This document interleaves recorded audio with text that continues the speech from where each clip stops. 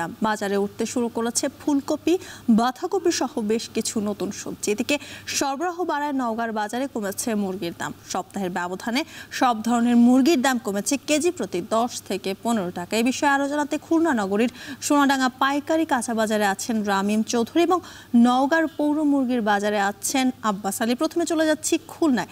রামিম, সরবরাহ বাড়ার তুলনায় বাজারে সবজির দাম ঠিক কতটা কমলো, এই নিয়ে ক্রেতারা কি বলছেন জানাবেন। জ্যোতিকা, গত কয়েকদিন ধরে আমরা দেখছি যে খুলনায় কিন্তু সবজির যে সরবরাহ সেটি বাজারে কিছুটা বেড়েছে। আজকে কিন্তু বাজারে বেশ খানিকটা সবজির সরবরাহ বেড়েছে। তার কারণ হচ্ছে যে গতকালকে কিন্তু বৃষ্টি হয়েছে এবং বৃষ্টির ফলে সবজি ক্ষেতগুলো ভিজে গেছে এবং অনেক জায়গায় পানি জমে গেছে, যার ফলে কিন্তু সবজির যে সরবরাহ সেটি কিন্তু বাজারে বেড়েছে।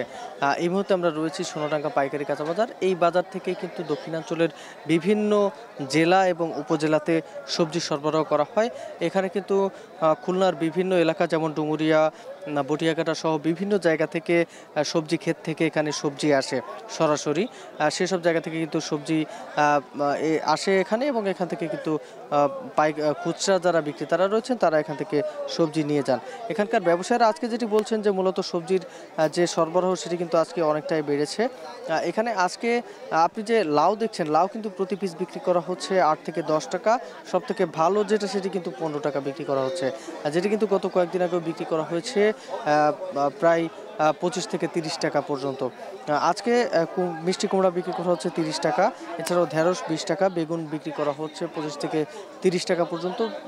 অনেক ভালো যে বেগুন রয়েছে সেটি বিক্রি করা হচ্ছে কিন্তু 40 টাকা।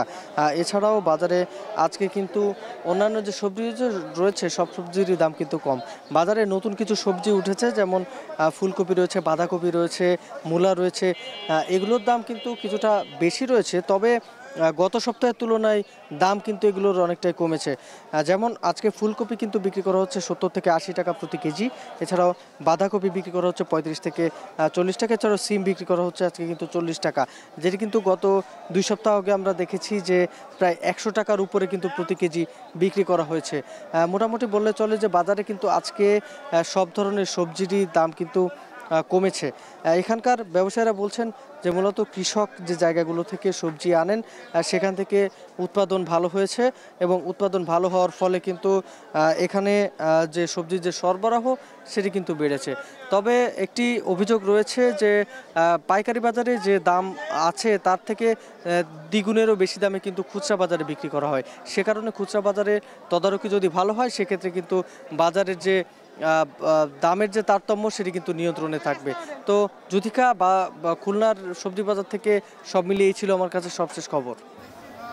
এবার যাব নওগাঁয়। আব্বাস, সোনালী মুরগির দাম কত কমলো এবং অন্যান্য মুরগির দর কেমন দেখছেন জানাবেন। যদিকা আমি এখন অবস্থান করছি নওগাঁ পৌর মুরগির বাজারে। এই বাজারে পাইকারি এবং খুচরা দুইভাবে মুরগি বিক্রি হয়ে থাকে। আর এই বাজারটি এখন বেচা কেনা জমে উঠেছে।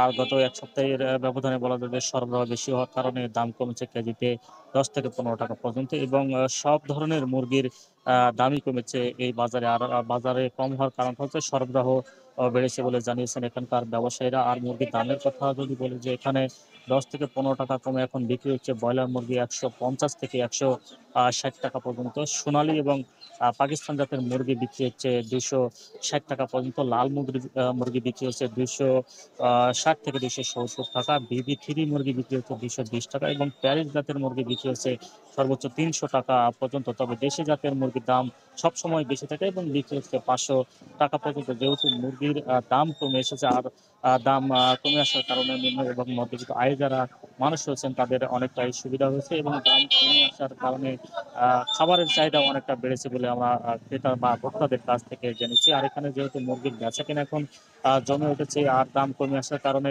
বিক্রি অনেকটা বেড়েছে বলে এখানকার খুচরা ব্যবসায়ীরা জানিয়েছেন এবং তাদের লাভটাও মোটামুটি ভালো হচ্ছে। আরেকটি বিষয় আপনাকে জানিয়ে রাখি, যেহেতু নওগাঁ জেলায় খামারের সংখ্যা কম, যার কারণে পাশের বগুড়া, জয়পুরহাট এবং লালমনিরহাট থেকে সেই ভোরে মুরগি এখানে ট্রাক দিকে নিয়ে এসে এখানে যেসব খুচরা বাজার দোকানি রয়েছে সেই দোকানগুলোতে সরবরাহ করা হয়ে থাকে এবং এই খুচরা দোকানিরা হাত ধরে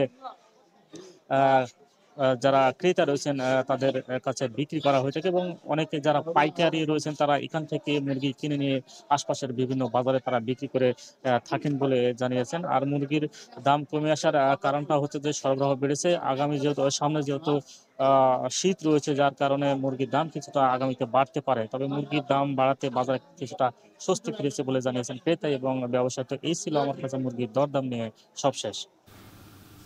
খুলনা ও নওগাঁ থেকে বাজার পরিস্থিতির খবর জানাচ্ছিলেন সহকর্মীরা।